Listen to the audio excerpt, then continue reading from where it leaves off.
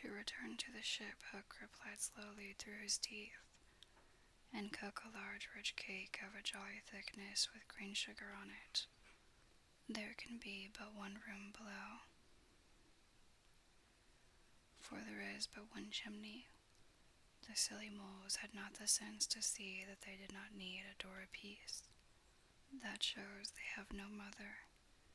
We will leave the cake on the shore of the mermaid's lagoon. These boys are always swimming about there playing with the mermaids. They will find the cake and they will gobble it up because having no mother they don't know how dangerous it is to eat rich, damp cake. He burst into laughter, not hollow laughter now, but honest laughter. Aha, they will die. Smee had listened with growing admiration. It's the wickedest, prettiest policy ever I heard of, he cried. And in their exultation they danced and sang a vast ballet when I appear. By fear they're overtook. Nuts laughed upon your bones when ye have shaken claws with Hook. They began the verse, but they never finished it, for another sound broke in and stilled them. There was at first such a tiny sound that a leaf might have fallen on it and smothered it.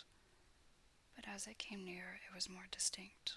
Tick, tick, tick, tick. Hook stood shuddering 1 foot in the air. The crocodile, he gasped and bounded away, followed by his bosun. It was indeed the crocodile. It had passed the redskins who were now on the trail of the other pirates. It oozed on after Hook. Once more the boys emerged into the open, but the dangers of the night were not yet over, for presently Nibs rushed breathless into their midst, pursued by a pack of wolves. The tongues of the pursuers were hanging out. The baying of them was horrible. Save me, cried Nibs, falling on the ground. But what can we do? What can we do? It was a high compliment to Peter that at that dire moment their thoughts turned to him. What would Peter do? They cried simultaneously. Almost in the same breath they cried Peter would look at them through his legs. And then let us do what Peter would do. It is quite the most successful way of defying wolves, and as one boy they bent and looked through their legs. The next moment is the long one, but victory came quickly, for as the boys advanced upon them in the terrible attitude, the wolves dropped their tails and fled. No Nibs rose from the ground, and the others thought it was his staring eyes still saw the wolves, but it was not wolves he saw. I have seen a wonderfuler thing, he cried as they gathered round him eagerly. A great white bird, it is flying this way. What kind of bird do you think? I don't know, Nib said, awestruck, but it looks so weary, and as it flies it moans, poor Wendy. Poor Wendy. I remember, said Slightly instantly, there are birds called Wendies. See, it comes, cried Curly, pointing to Wendy in the heavens. Wendy was now almost overhead, but they could hear her plaintive cry. But more distinct came the shrill voice of Tinker Bell.